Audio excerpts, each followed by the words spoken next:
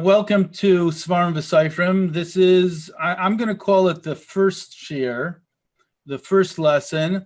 We'll review a little from the other one. The last class that we had was more of an introduction. And so just as a synopsis, what we will be speaking about today, and it's possible that we're not going to finish it today. But today's Yud Beis Iyar, and it's a couple days before Pesach Sheni. The first section of it is a Devarim Sheba'al Peh Iyata Rishai La'imran Biksav. Things you have the Torah Sheba'al Peh and you have the Torah Shebiksav. The Torah Shebiksav you cannot say Ba'al Peh. The Torah Sheba'al Peh you cannot write it down. This is the first topic that we'll be talking about. And we did mention it last time, but we will review. In Mirz Hashem, there will be many, many shiurim, and some of these topics are going to the people that we're going to talk about, the giants that we're going to be speaking about, the G'dolei Yisrael, the Rishonim, the Achrayim. Today we're going to talk a little about the Ga'onim. So this is something that will continue in Mirz Hashem. And it's also something that I've developed throughout the years, and based on different Sfarim that I saw, based on you could say my mentor, who we were working on the Sefer Hamavah Lesipri Rambam. So we had many discussions about this. So there's one particular theme, and that is the difference between Sfard and Ashkenaz.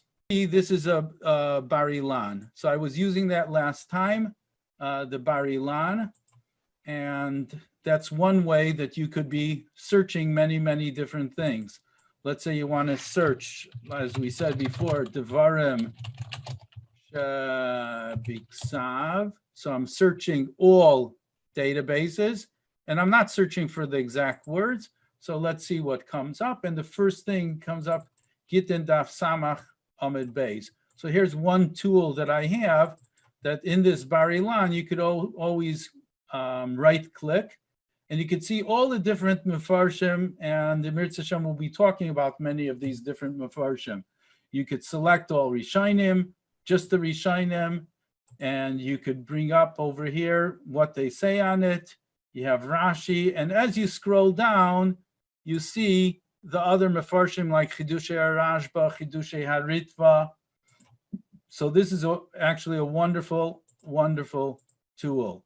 So when I was doing this just before preparing for the shir, I was thinking, well, I have so many different links. So what's the best way to go about it? So I brought this into Google Docs, and you click over here and it takes you to this. So while I'm giving the shir, I will have an outline of what we'll be talking about. And very simply, I'll be able to bring up the different links that I have here. So when I was doing that, it reminded me of something so interesting. And we call this, let's say I'm going to bring this up right now. So we all know we're in the 21st century. We know that this is called the internet. This is the internet. This is World Wide Web, www. The truth of the matter is, if we think about it or we look into it, we could see that actually the time that we're spending most of our day learning Torah, a major chunk of that is learning Mishnah and learning Gemara. Now, Gemara itself is divided into different tractates. And what's a tractate? The section, a book.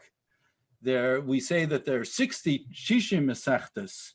One Meseches, or we call it Mesechta in Aramaic, is one tractate. But where is that word from? So I'm going to click over here onto Wikipedia. Meseches, and I knew this before, I didn't need Wikipedia for that, but it's so interesting that the Shirish Hamila, we could call it what is the source of the word, the Shirish Hamila.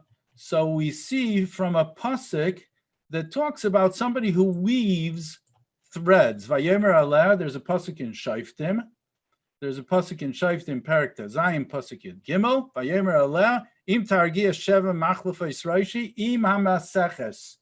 So basically what a maseches is, like a web, like someone who is combining things together. Think of it like a spider web. A spider web, I don't have to bring up a picture of a spider web, but it has lines and it goes from one place to another place to another place. And that's what the web is, somebody who's weaving something. There are many, many threads attaching. And what happens? So what is a Maseches? A Maseches is that book, that Sefer, that Gemara that has in itself many, many different words. But think about the Gemara. What happens during the Gemara when you're learning a Daf Gemara? What happens? It happens is somebody mentions one thing, and Amira mentions one thing. That takes you on a tangent to another thing, which takes you to another thing, which takes you to another thing. That's exactly what Gemara is all about. It's the discussion. It's the elaboration of Torah Shabbal Peh. That's called Torah of Torah Shabiksav. It's called Torah Shabbal Peh. I don't know. How does this line get over here? And how do we get rid of it? I have no idea. I didn't do that. Hopefully it could go away. No. Oh, there we go. Of Torah Shabbal Peh. So this is what a Maseches is. This is what Gemara is. Gemara is the web, the holy web, where you, so to say, click on it. The Amoraim didn't need any clicks. They had it in their head, and they would go from one thing to another. So that's, by the way, with Maseches. Now we're going to start our first topic over here. I thought I did know Zoom well, but obviously I don't. I was thinking if I could see the chats, and I do not see any of the chats. I don't really know how that works. So if you have any questions, you could let me know. You could let me know by email. Okay, so now we're going to start our first topic over here. The Gemara says, Dvarim Shabbal Peh, things which are oral, you're not allowed to write down. This is something which is biksav. What is ksav? Think to yourself, this is mikra. This is the Torah. The words of the Torah, you cannot, Dvarim shebiksav iyatarashai laimran bal peh. That's the things of the Torah you can't say by heart. And the flip side of it, Dvarim Shabbal Peh, if something is Baal Peh, in other words, Moshe Rabbeinu went up to Har Sinai, and there he was taught all about the 613 mitzvahs. Let's say one of the mitzvahs is tefillin. So what does it say in the pasuk? So what do we know from that? We don't know much. We have absolutely no clue what that means. How does that merge? How does that become the tefillin that we're wearing today? So the answer is that's Torah Shabbal Peh. This is what Hashem told Moshe Baal Peh orally, and then there was another thing, and that is he must tell that orally to the next generation. That's what we start with Pirkei Avos. Moshe kibel Torah misinai u'masara liYeshua, and Yeshua lizkanim, and it keeps on going from one generation to generation. Do not write it down. Dvarim Shabbal Peh, you're not allowed to write it down. So this is what happened. As we spoke about last time, and I'm going to go through it briefly, the problem with that, of course, is that it's like the game I mentioned last time. It's like the game of telephone. You start off with one thing, and by the time the fifth person gets to it, it's completely different. It changes. So as generations progressed, and they were further away from the Messiah from Moshe Rabbeinu, so then started to be different opinions. And it came to such a situation that they said, you know what, if this is the case, then Eis lasis Lashem, Heferu Tarasecha. we have to, and I'm looking here for my Bar-Ilan. Hopefully I can find it, yeah. Eis lasas la'Hashem, heferu tarasecha. Let's say eis lasas. Eis lasas la'Hashem is a pasuk in Tehillim Perek Kuf Yud Tes. So came along Rabbi Yehuda HaNasi, and he says, if that's the case, we're going to completely forget about Torah. So therefore, Rabbi Yehuda HaNasi, he compiled the Mishnah. Otherwise, people will forget the Torah completely. Okay, so what happened was that Rabbi Yehuda HaNasi wrote it down and compiled it in the Mishnah. But before we get to that, we all know what the Mishnah is. I'm going to ask you a question. Let me be like a teacher. Think to yourself, what is the reason why it was so important that Dvarim Sheba'al Peh, you should not write it down? There's so much information there. You're talking about Taryag mitzvahs. Just think to yourself, you have the Mishnah Torah of the Rambam is in 14 halakim, and that's only the halacha part of it. How is it possible for a person to remember everything? Why is it so important not to write it down? And this is key. In order to understand this, think about it a little. I would ask for different remarks, but I want you to think about it. And I'll begin talking about at least my ideas that I had. Some of it perhaps I heard from other people, but this is an essential question. For what reason Dvarim Sheba'al Peh Yata Rashai La'imran Biksav? Why can't you write it down? So here comes when actually will be related to the second part of the shir, whether today or not, the difference between Sfard and Ashkenaz and the whole Hashkafa. So let me begin by saying that if a person wants to collect Sfarim, we have plenty of Sfarim nowadays. There's every week comes out, who knows, 100 new Sfarim.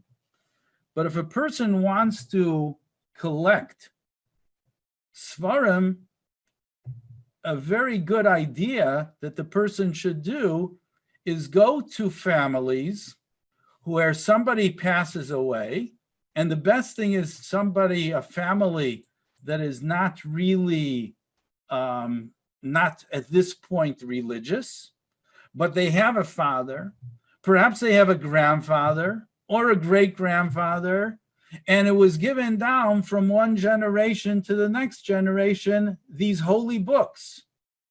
And people don't even know that they exist. Let me give you an example. At a different share, I'll talk more about it. But there are certain Sfarim that were disappeared from Klal Yisrael. Many Sfarim disappeared.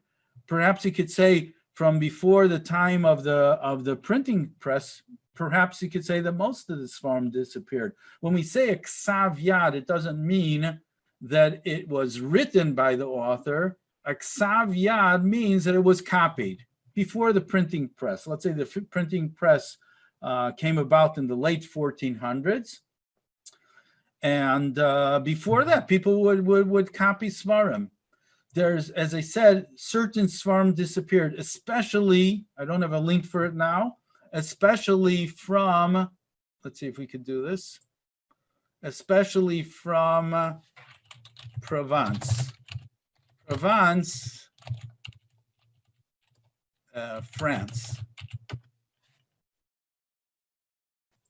Provence, France. So here, images, let's go back one. Wikipedia is best. Okay, Provence is southern France. There are a lot of Gedolei Yisrael that lived in Provence, in southern France. Amongst them, the Ravid and Rabbi Yonasan Milunil, Reb Zrachia Halevi, perhaps these names are known to you. And it was this was the Makom Torah. Actually, the Rambam wrote to Reb Yonasan HaKohen Milunil, he says, Torah basically is gone, if not for you and your students in Lunil. That's what the Rambam wrote. Anyways, another person who lived there was Rabbeinu Menachem HaMeiri. Rabbeinu Menachem HaMeiri lived, to our readers over there. Okay, let's see if it's going to come up here. Okay, Rabbeinu Menachem ben Shlomo Mishpachas HaMeiri. He lived in the 1200s. He wrote Beis HaBchira. The Sfarim that he wrote were lost, basically. We had a Sefer here, a Sefer there. This is on Shas.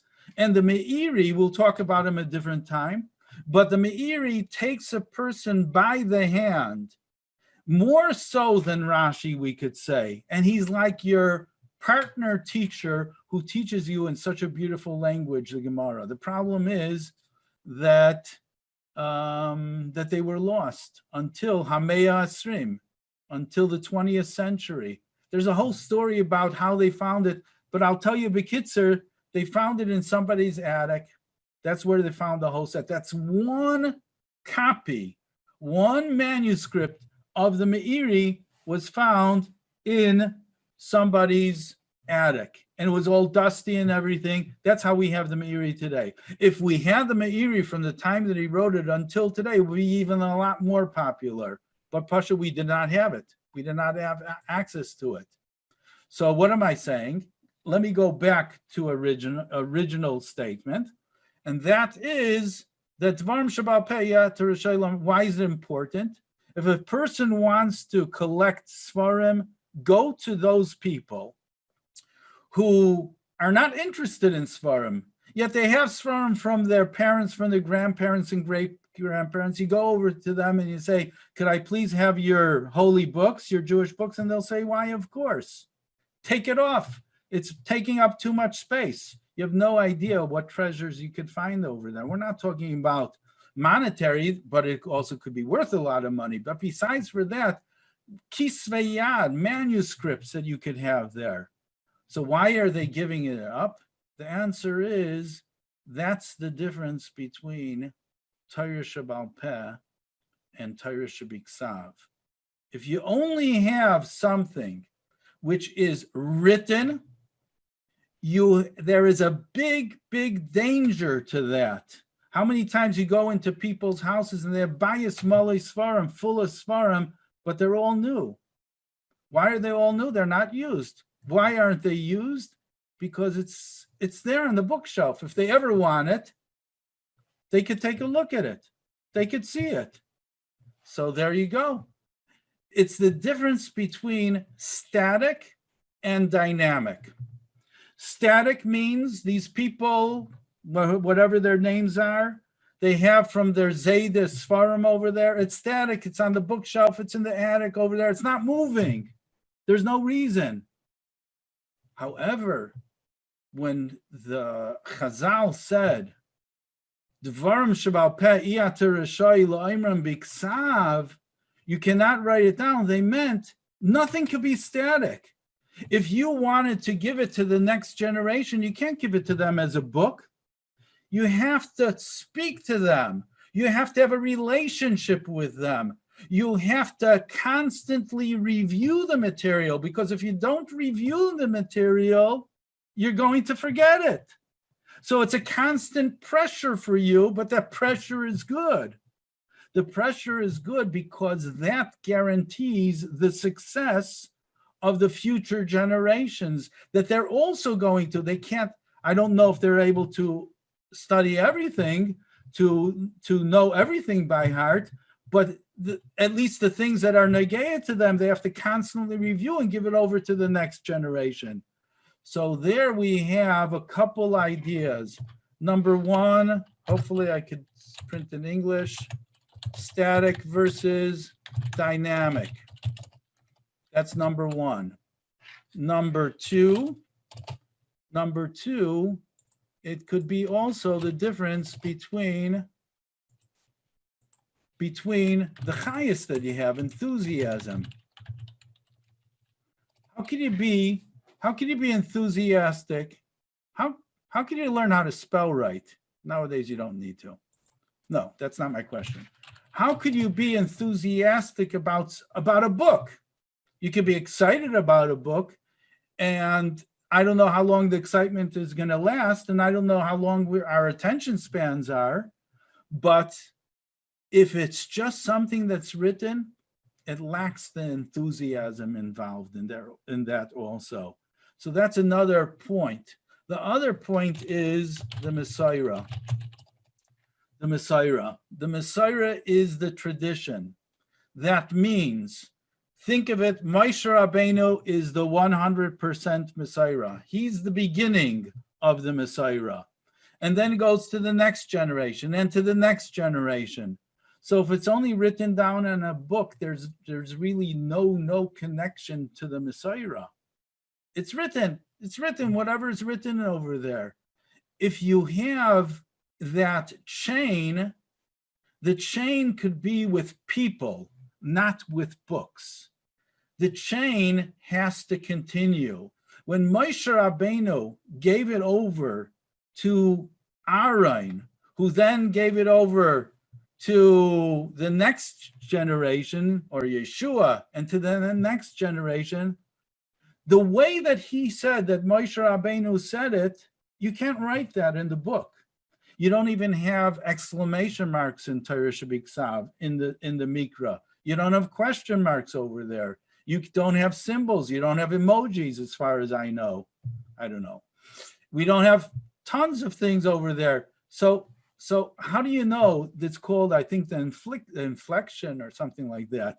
You don't have that. However, you could always remember, this is the way that my teacher presented something.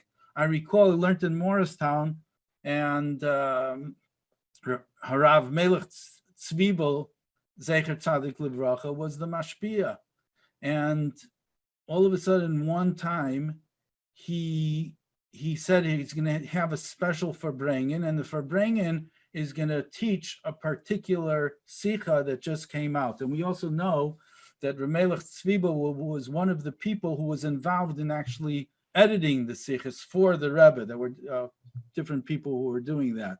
So remember that time that there was a special Farbrengen, and he talked about that sikha, and it was like receiving it, Torah Sheba'al Peh, Mipi Agvura. It was unbelievable. Why? Because he showed us the importance of that and pointed out something which was, you could say, like a game changer, that sikha. What would be if I got the sikha in the mail and I looked at it and I'm enthusiastic, whatever, or I don't understand all the nuances of it? That's because it's only biksav. It's missing the Baal Peh. It's missing the Messiah. It's missing the enthusiasm. It's missing that chain. And the further you go away from the chain, then you could say the more danger there is.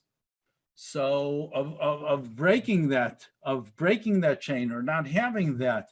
So that, by the way, B'derech Agav, is the differences between, we say that Amoira doesn't argue on a Tana in general. And Amoira doesn't argue with the Tana. The Tana is closer to the Moshe Rabbeinu.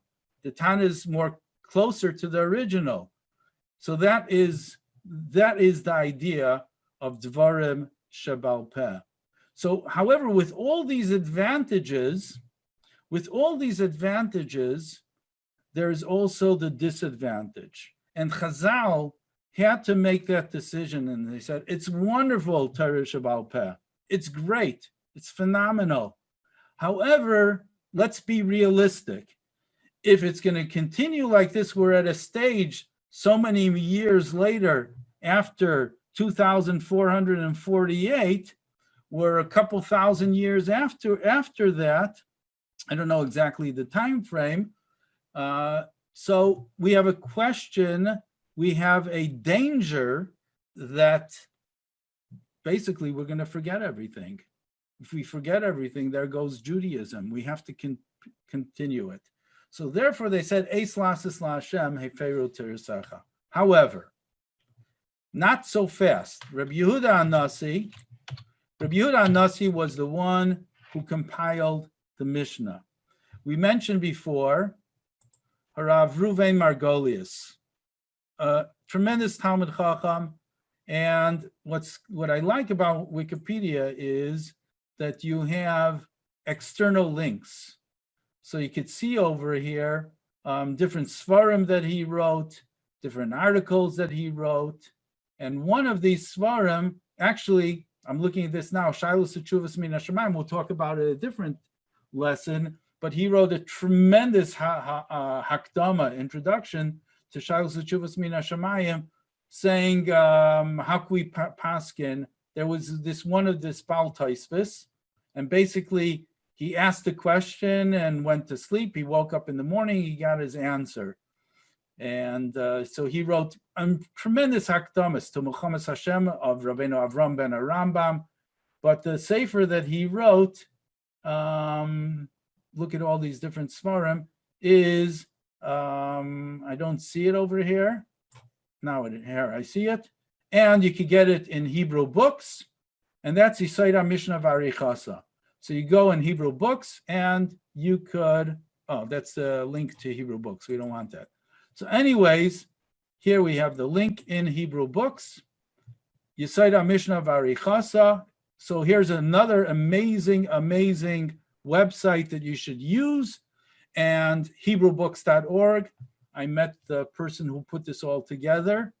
Incredible work that he did. And you should know that thousands upon thousands of Sfarim are taken from the Rebbe's library. A lot of them is a stamp, Oyo Yosef Yitzchak Lubavitch. And it's put up over here. You could download the whole sefer. This particular sefer is not very long. You could download it, or you could read it online. Here you have the different pages. You go to the different pages. You could make it also smaller. So you don't really need for this Eitzer HaChachma. But here in his Hakdama, he talks about this whole idea of the Mishnah, going back here. In Yisayda Mishnah Varichasa, he speaks, well, Rabbi Yehuda Anasi came along, and that was the danger, Eis Lasas Hashem. So he said, okay, I'm going to put together the Mishnah, but not so fast. Not so fast. You can't write down, you can't get rid of this Dvarim Shabal Peh, Iyata Rishai La'imran Biksav. You can't get rid of it so fast. You have to continue the Messiah. Let me give you another example. Example is where something broke off the Messiah. There's something that we know that's called Kabbalah. Okay, Hasidus is based on Kabbalah. So we're not going to talk about it, but you heard about Kabbalah. You heard about the Zohar. You heard about all the different Kabbalah Sfarim. Why is it called Kabbalah? It's called Kabbalah simply because Kabbalah means receiving from one generation to the next. It's something for Yechidei Skula, for special people. It's not for everybody. Therefore, the Kabbalah was not accessible to everybody on purpose. You had to have the Kabbalah.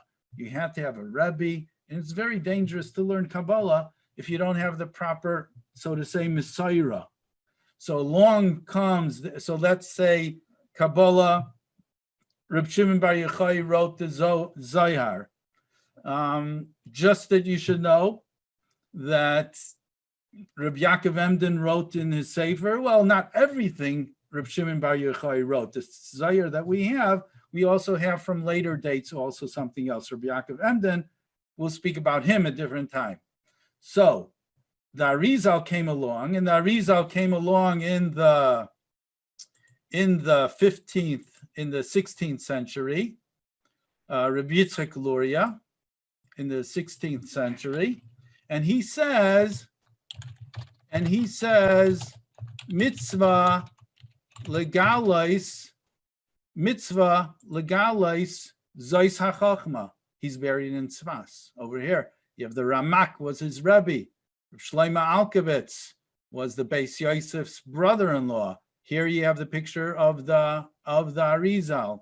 Migodol, mikubali. So he says mitzvah legalai zois hachachma. At that time, he changed, and just like perhaps we could compare it to, I don't know if you can compare exactly, but The same thing Rabbi Yehuda Nasi did with the Mishnah. Dvarim Shabal Peyater Shailoimrim Biksav, Eis Lasis Lashem. The same thing that Arizal did, because he saw that there was a need for it, a necessity for that.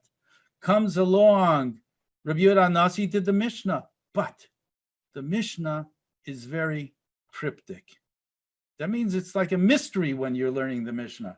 Not everything is 100% clear. So what he did was he wrote it as if, and we spoke about last time also, he didn't write everything that's necessary. When you start off the Mishnah, then you have He's not telling you what the Shema is all about. He's just telling you about these different points that you got to know. He's not going to tell you everything. They were written in a way like notes. Notes is, if you're listening to a share from somebody, if you're listening to a lesson and you're writing notes, you look at the note and you wrote Bekitzer, you wrote very briefly, you take a look at these couple words and you know what's the whole thing talking about. That's notes. If you give those notes to somebody else, they'll have no clue. That's what Rabbi Yehuda Hanasi wanted to do. What Rabbi Yehuda Hanasi wanted to do was to write the Mishnah in a way like notes, just taking notes. So you look at the notes and it will remind you about everything that the Torah Shabbal Peh that you heard from beforehand. But Dafka did not want to write it so clear. Therefore, we have many times Chisure Mechzera.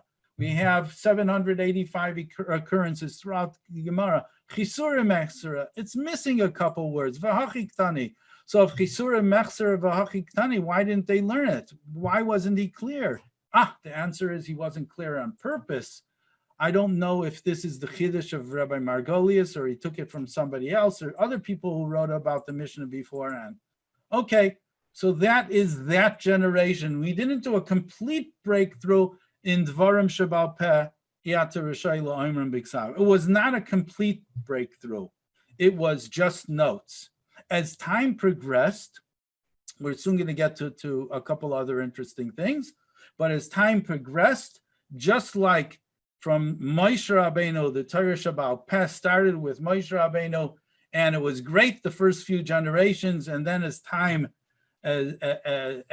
progressed, things got out of hand. The same thing also with the Mishnah, that no longer were they able to look at the notes of the Mishnah and understand. That's why you had many discussions.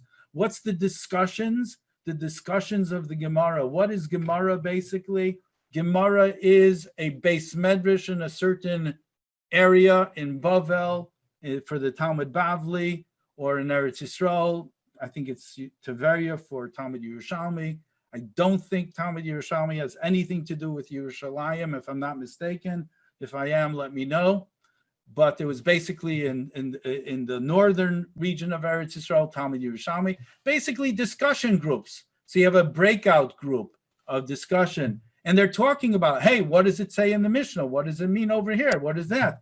And finally, they came along, Ravina and Rav Ashi, after several generations, let's say the year around 500, and they said, Adkan, let's write down all these discussions. What are the discussions of the Torah Shabbal Peh?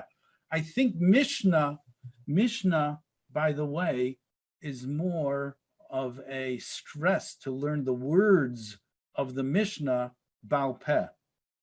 Not so much Gemara. Not saying not. There are people who know the whole Gemara Baal Peh. It's because they have a phenomenal memory. But actually, to learn Mishnah Baal Peh, Mishnayos Baal Peh is a big thing. Perhaps you could say, I don't know if I heard it from anybody, perhaps you could say that's because Mishnah has more of a connection to the Torah Shabbal Peh. And it's the words also. It's like a blend of Torah Shabbat and Torah Shabbal Peh. The words are important. Saying it Baal Peh are important. Okay, I digress, and that's what I do. It's Maseches. You go from one thing to the next. That's why I had to write the notes over here. So we're going to continue with this. The idea is Baal Peh did not stop, even after the Gemara. But before that, let's talk about this idea of Baal Peh. So we said the ideas of the Mishnah beforehand, halachas, but it's not only halacha that we're talking about. And I don't want to forget, by the way, that this, I'm just going to highlight it here that you should know, this could we actually, I wonder, could we go in the text and we could highlight the text color? No. That's the text. Highlight. Forget about that. Oh, highlight this. Okay, good. We're learning. Wir lernt jetzt Google Docs. Okay, this was like the shiurim from Rabbi Mentlik. He taught us Microsoft Word and Google Docs. Anyways, don't mind my sense of humor. This static versus dynamic is going to be very, very important for the next step, which is between Sfard and Ashkenaz. Okay, so just don't want to forget that. Let us continue now, and it seems that we'll continue through here, and maybe Shir Gimel, the next shir will be between Sfard and Ashkenaz. I won't review this, what we're doing right now. So let us continue over here. The Seder, when we're talking about Peh, so let's think about it. I'll show you something very interesting. We have Simone HaSeder. So what's the simonim of the Seder? Kadesh Urchatz, and we could sing it, Kadesh Urchatz, Karpas Yachatz, all different tunes and everything. Do we ever think about what's behind the words of the Seder? And why is it called Seder? So the answer seems to me simple. And that is, sometimes we get into pshetlach and we forget about the simple explanation. So let me tell you a pshetel right now. I'll tell you this. And that is, and it's written in Tzohar Leteiva, brought down in Tzohar Leteiva from the Vart of the Malakit over there. And the Vart is, what is Seder? We know that there are 4 parts to the Torah. 4 parts to the Torah. There is Shat, Remez, Drush, and Side. Ignore all. Okay. Shat, Remez, Drush, and Side. The simple explanation, the hint, the darshaning, exegesis, whatever you call it. I don't even know if I'm allowed to say that word on Zoom over here. And Side, the hidden part. So if you look at this, that's Pardes. So the question is, I'm telling you the pshetel. So the question is, what's the difference between Pesach and the whole year? The whole year that you have the mitzvah, L'man Tizkar Shem Tzeischa Me'eretz Mitzrayim. You have to remember every day going out of Mitzrayim. So what's the difference between the two? What comes along, Manishtana, what comes along on Pesach that is different? And we know that in the Rebbe's Haggadah, he talks about it, has 5 answers to it. So basically the idea is the ganze year, the whole year, is Pshat. However, on Pesach, we focus on the Remez, Drush, and Side. So take a look at that. Samach, Daled, Reish, Seder. And that's what Seder is. That is the Vart, but that's not really the Pshat. Okay? So that's why we call it Seder, because we're not focusing so much on the Pshat. If you want to know the Pshat, the simple thing of what happened on Pesach or before Pesach, you read out of Egypt and you have that a whole year. Just joking. But if you want to have the deeper part, that's the Seder.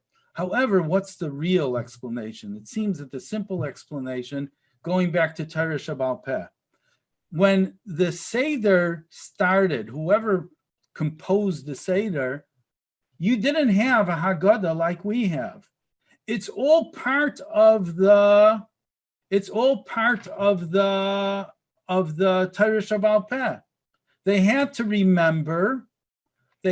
remember what to do because they didn't have it written down. So they made like the Mishnah, they made the notes. And the notes are, start with Kaddish, then you go to Urchatz. They push it in and have a Haggadah. I see over here he writes, "B'tkufas harishayim chubrus simanim shayim la'Haggadah shel Pesach." So I'm wondering if it's Tkufas harishayim or if it's beforehand. Maybe I'm wrong in what I'm saying, but it seems that even if I'm not so sure that this is correct, that that's when they were Maxhaber the Simanim. What I'm saying is that it was always like that. And the Torah Shabbal Peh that they had, they didn't really have the Haggadah Shel Pesach written because Dvarim Shabbal Peh, you're not allowed to, including the Haggadah Shel Pesach. It could be I'm wrong. info@shazak.com. Let me know if I'm wrong. Shgia Ismini Yavin. We spoke about last time that, you know what? You make a lot of mistakes. That's all part of the process. You have Lamites Malachis on Shabbos, and you have Ksiva, but also Mechika, Moichik, to erase things, is also a Malacha. It's all part of the process. So it could be I'm mistaken. Anyways, so that's the Seder Shel Pesach, Dvarim Shabbal Peh. I'll give you another thing. Siddur Tefillah. Where does the word Siddur come along? How do we get the word Siddur? And the answer is that, let's go over here. Siddur originally was, let's see if it's Hebrew or English. Okay, this one is in English. Siddur is originally from the Geonim. Now, we'll talk a little more about the Geonim in the next share. And in a nutshell, the Geonim lived in Bavel. There were two Talmudical academies. There was Surah and there was Pumbedisa. Rav Amram Gaon. So basically, you had these two yeshivas, Yarchei Kala. They came during the months of Adar for 1 month and the month of Elul beforehand, and they studied over there. Questions were asked by the Rosh Mesifta, and you also had a Reish Galutza. Reish Galutza was more the politician. He had to deal with the government, with taxes, and collect taxes, and to work with the government, and to provide sustenance to the yeshiva. So he was more the political figure. So anyways, Rav Amram Gaon, people would write questions. So what happened was that somebody wrote to him a letter. The Jews of Spain wrote him a letter, and they said, listen, tell us the order of our davening. Now let's get back to that. Siddur, Tefillah, the order of the davening. Because when people would be davening, they didn't have a siddur. There was, what was the purpose of the chazan? The purpose of the chazan was somebody who knew the tefillas well, and he would be the one to repeat it because you can't expect everyone did a good job the first time. That's why you have chazaras hashatz. I'm going to go to a side note, and the side note is that the Rambam in his time, he abolished chazaras hashatz, believe it or not. If you look into my sefer, it's online. If you look into my sefer, you could see over there the episode where people were talking so much during chazaras hashatz. So he got up one day, he punched on the table. I don't know if he punched on the table, but he said, no more chazaras hashatz. And that lasted for quite a while. It was only in his area. He didn't abolish it. You won't find in Mishnah Torah any halacha that it's going to say, well, if you guys are talking, then don't do chazaras hashatz. He didn't make it a halacha. However, he did for his specific area, and he said, no more chazaras hashatz. The one who brought it back was the Radvaz. The Radvaz is the one who brought it back a couple of 400 years later, around 300 years later. He brought it back, and he was, just like the Rambam was around 40 years in Mitzrayim, the Radvaz was also around 40 years. He wrote Shilos Uchuvas, over 3,000 of them. Unbelievable person. And of course, we'll be speaking about him also. So he decided in Mitzrayim, where he was the Rav, he's going to bring it back and therefore continue to have Chazaras Hashatz. Back to this. So what happened? The Jews of Spain, they wrote a letter to Rav Amram Goin and they said, hey, could you please tell us what's the order of the tefillah? He wrote back the letter and it was called Seder Shel Rav Amram Goin, just like Seder Shel Pesach. This is the order that he said, well, first you should daven this, then you should daven that. That was the first siddur. Why didn't they have the siddur before? Dvarim Sheba'al Peh, not so fast to have a siddur. The same thing also happened with Reb Sadia Gaon. Now, Reb Sadia Gaon is a name that we heard so much, and he is unbelievable, Reb Sadia Gaon. He was also different amongst the Gaonim. As a side note, that all the Gaonim came from Bavel. Bavel is today's Iraq. They all came from Bavel. Besides Reb Sadia Gaon, he came from Mitzrayim. And that was because he was so unique. So they pushed aside their pride and they took Reb Sadia Gaon. So Reb Sadia Gaon also wrote a Siddur and a Seder Reb Sadia Gaon. And from that we get the Siddur. So from that we have all the different nuschos and everything. So far what did we learn? What's the reason for that? The Seder of Pesach was Baal Peh. Even what we daven is Baal Peh. And let's go to Mishnah Torah of the Rambam. So here, let me give you something here and open up a PDF. Okay. Anyone who wants this PDF, all you have to do is email me or WhatsApp me if you want. And basically what I did, I never printed it, but I wrote a sefer on the Rambam called Hamaveh L'Sifrei Rambam. You could get it. You'll be able to get that also in PDF on my website, the Mirz Hashem, but you could get it from the Yeshiva website. Anyways, the second sefer is Hakdama. The Rambam wrote Mishnah Torah, and he wrote 14 Sfarim. So the idea of this document, basically, is to give a synopsis, a mavai, an introduction to each sefer. So here in sefer, so you have Akdama Klolis, you have the introduction, general introduction, Psaikli Psuke. The Rambam started every sefer with a pasuk, and we explain what's the connection of the pasuk. So I'm giving a little plug for this. If somebody wants to sponsor printing of the book, I would appreciate it. Will help out a lot. Mikaris Sefer, Seder Mesudar, is why it's written a particular order that he had. You have different halachas that the Rambam wrote. Here is Seder Mesudar. Why does it start Hilchos Korban Pesach, then Hilchos Chagiga, Hilchos B'chayres, then it goes to the next one and the next one. Some of them we glean from the Magid Mishnah, talks about it. There's other mefarshim, hardly anyone talks about it. However, we had to do a lot of thinking ourselves, and this is at least b'derech efshar why it's a particular order. We know that the Rambam was very, very organized. So here we took different pninim from the Sefer, and we talked a little about that. But this is one thing that I wanted to discuss with you, and that is in connection with the idea of Baal Peh, of learning something by heart.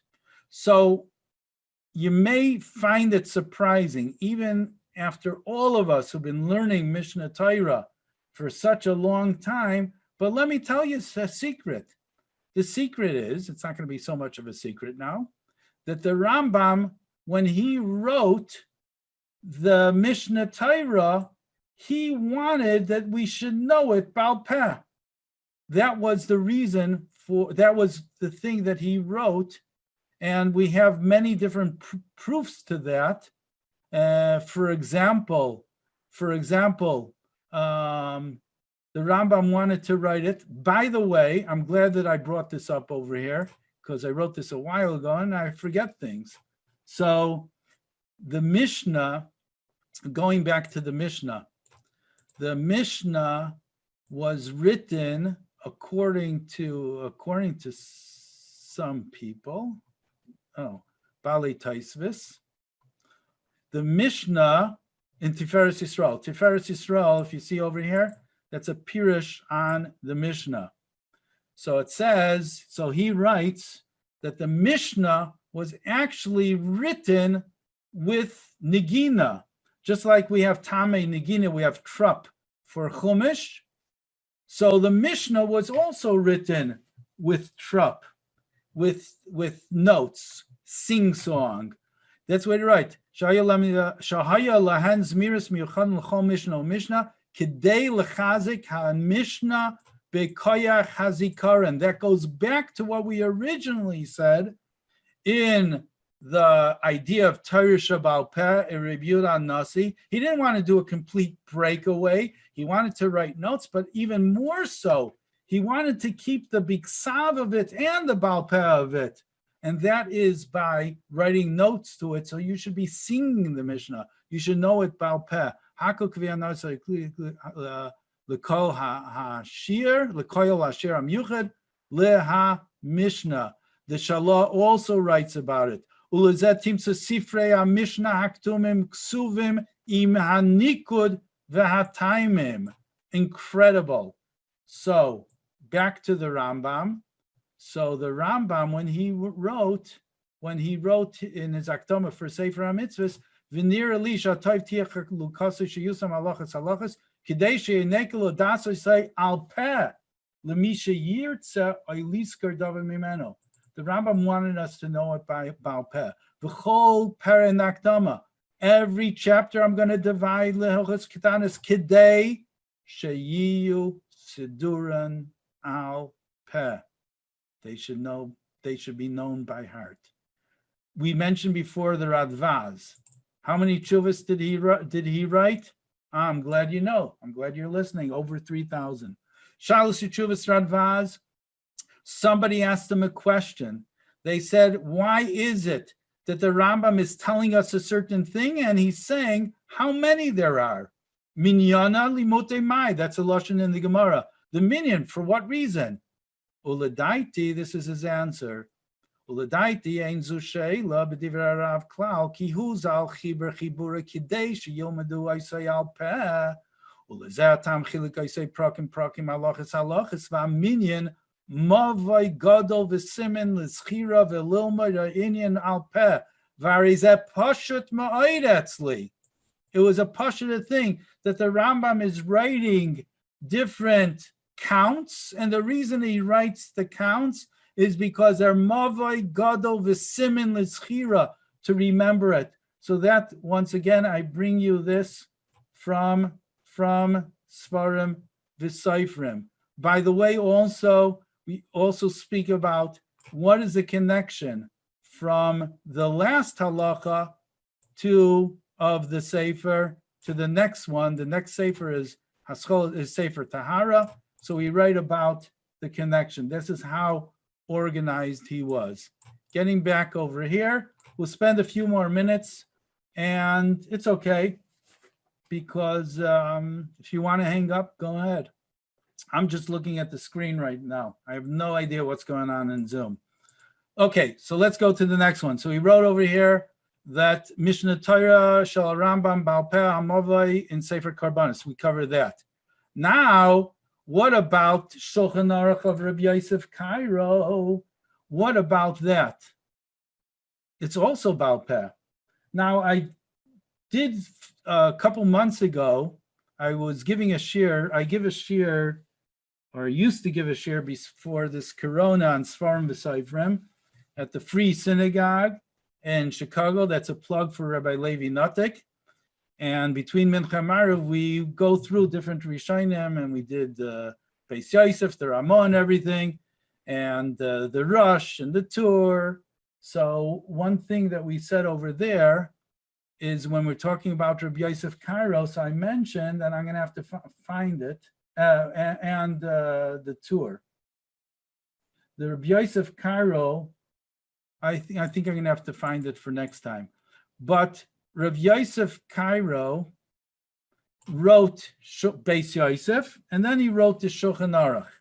So in Shulchan Aruch, let me see if I could find it. No, I'll just tell you this now. If someone could just email me info@shazak.com, the source for what I'm going to say. The Shulchan Aruch, the Rabbi Yosef Karo wrote in his introduction, he printed, there's 4 halakim, there's 4 turim. He went after Rabbi Yaakov Balaturim. He went off after that organization. The organization is Eirachayim, Yehudeya, Even Ezer, and Choshen Mishpat, 4 parts. In the introduction that Rabbi Yosef Karo writes, and it's always good, and I implore you, look into the Hakdamas of the Sfarim, find out who wrote the Sefer, find out why they wrote the Sefer, find out what they wanted. It's so important. So in his introduction, he writes that I want everybody to learn Shulchan Aruch Baal Peh. I want you to learn the whole Shulchan Aruch. At first, I thought he meant only Arachayim, but I was wrong. He said Arachayim, Yehudeya, Even Ezer, Choshen Mishpat, the whole Shulchan Aruch Baal Peh. Now, that's a lot, but he did something also to accomplish this.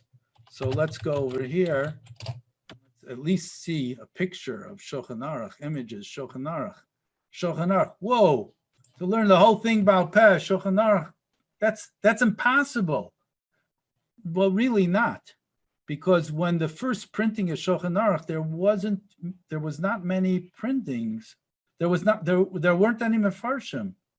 So therefore, it wasn't, if you look at the text itself, it's not that much. It's a lot more than Tehillim, but what Rabbi Yosef Karo did, what he did was he also divided it up by days, just like we have that it's divided up by days. Our Tehillim, the same thing also is that he divided up by days. So therefore, in Ad Kan Yom Aleph, he put in a certain section, Ad Kan Yom Beis, Ad Kan, etc., and Yom Chaf Aleph. Now, so I'm skipping to Yom Chaf Aleph for a purpose. The purpose is to tell you something what happened. Only in the first printing of Shulchan Aruch did they actually put in something that Rabbi Yosef Karo set up, Ad Kan Yom Aleph. And the printers did whatever they wanted. So they decided, okay, time to get rid of it. And they no longer had, and they deleted Ad Kan. They decided, it's only the first printing you have it. But look into the Hakdama, his introduction. He says clearly, I am writing the Shulchan Aruch. Here, let's bring this up. Opening up another document that I have, that we have, this was not ready for print, but let's see if we could find this over here. So he wrote over there,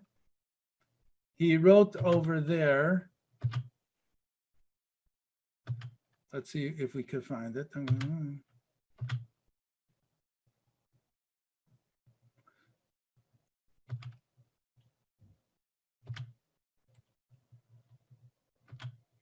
Do I have it? Oh, I can't find it. I'm going to get it for you next time. But he writes over there that that was divided. Now, the printers took it away. However, by mistake, and this is in Chelek Even Ha'ezer, I forget which siman. By mistake, these words were left in Ad Kan Yom Chaf Aleph. So if somebody could do the research and let me know which Chelek of Even Ha'ezer it is, but what happened is the whole halacha got messed up. I think it has something to do with Pesach, and you could understand the halacha. He's talking about different days, and he says, I think they crossed out, if I'm not mistaken, they crossed out Kan, and they wrote whatever it is, ad yom chaf aleph, and that became incorporated in the halacha. So now you know how mistakes happen. Comes along the Sefer Mitzvah Meiras Einayim, who is the Sma. I don't know how you pronounce it. I think you pronounce it the Sma. Savior Rabbi Yeshua Folk. Rabbi Yeshua Folk. What do we do? English or Hebrew? We'll do the English. Rabbi Yeshua Folk, 1555 to 1614, who wrote a Pirush, a major Pirush on Chelik Even Ezer, and he writes over there, you know what? You guys got it all wrong. You don't know what you're talking about. This has nothing to do with the halacha ad yom chaf aleph, which makes absolutely no sense. Look into the Sma. The Sma writes and brings down from his Akdama, and in his introduction he says that Rabbi Yosef Karo, when he wrote Shulchan Aruch, he wanted us to know it Baal Peh. Once again, Dvarim Shebal Peh. Dvarim Shebal Peh, you don't write it down, but he wanted it should be Baal Peh, and therefore what was really written over here was Ad Kan, and these printers took it away. Look it up in the Smeh. With this, I'd like to conclude. Last night, I saw something on YouTube, and it was a conversation between my very good friend, the Bala Mechaber, Itchi Kaduzi, Rav David Taub, and his brother, Rav Sheis Taub. And it was a conversation. Rav Sheis Taub said something so interesting. I don't know if you'll be able to see this, but here you have the Hayom Yom. We talked about the Hayom Yom before. And he said a vart, and I'd like to say that this actually has a connection to what we're talking about. We're talking about the difference between Baal Peh and why it's important that it remains Baal Peh. So one of the things we said is the difference between static and dynamic. Static means it stays still. So Rabbi Sheis Taub said interesting thing. If you look into Hayom Yom and you go to the introduction, I never saw this before. I never really paid attention to it. Luach Ar Zarua L'Chasidei Chabad. I don't know if you see it. Luach Ar Zarua L'Chasidei Chabad. So he has said that you have Divrei Torah, you have Vertlach. There's no such thing as a Vertel. There we go again. There's no such thing as a Vertel in Chabad. It's what it is. It's a Nekuda. What is a Vertel? What's a Dvar Torah? Somebody comes along and says something really nice, and that's it. It's finished. It doesn't grow. It's finished. It's a nice thing. You got a good chap. Like I said, the chap before with the Seder is Soy, Drush, and Remez, and not the Pshat. That's a Vertel. You're not going to grow with that. When the Rebbe put together Hayom Yom, the idea was it could be just one line, 2 lines or something. It's a Nekuda. It's a point that has to grow. It's just a starting point for your day, but you have to live with it the whole day. You have to grow with it. Ar Zarua, it's a light that's planted. That's what the Zariya is. If you have something in a sefer, and all it is a sefer, I toiled, I put together a Mavi, Le Sefer, a Rambam, and where is it? It's on a bookshelf somewhere. That's it. However, if you talk about it, if we do, let's say, this Zoom class on Hamavi, Le Sefer, a Rambam, I'd love to do that also, then it becomes dynamic. Then it's room to grow. And that's what the Torah is about, but really not so fast. And the next year, we'll continue with this idea and see the difference in Hashkafa between Sfard and Ashkenaz and how it affects everything that we have in our Torah, in our learning Gemara and Halacha. By the way, one thing I did want to mention before that is just when we're talking about static versus dynamic. So what's the word halacha? Think about it. Halacha means going. You're going, you're moving, the opposite of static. So that's what halacha is. Doesn't mean the halacha is changing, but it is changing in a way that, for example, the halacha in this one community is like this, and the different community is like this, or things change. Times that we have right now with coronavirus, what was a halacha? The halacha was before, and you're supposed to go to shul, and now the halacha is that you're not supposed to go to shul, and the halacha is all different things that we're doing. So that's halacha. We're going. That's what we have to go with, but it is something which is dynamic. Once again, if you have any questions, info@shazak.com. Please ask me the questions. If you want anything, you have any special things that you want to do. I also do have a WhatsApp group. If you go on my website, which is shazak.com, and I don't know if you see this, things look familiar over here, but the main thing is, please donate. No, I'm just joking. If you want to WhatsApp me, just press this button over here, shazak.com, and Parshas Emer. Press this button, and it should take you to a WhatsApp. Or if you want to join the WhatsApp group of Shazak, and then I could put you on Sefarim VaSofrim. Just say you want to be on Sefarim VaSofrim. And that's that. So I want to wish everyone a good Shabbos. And with this, we conclude. Everyone stay safe. B'suras Taiva.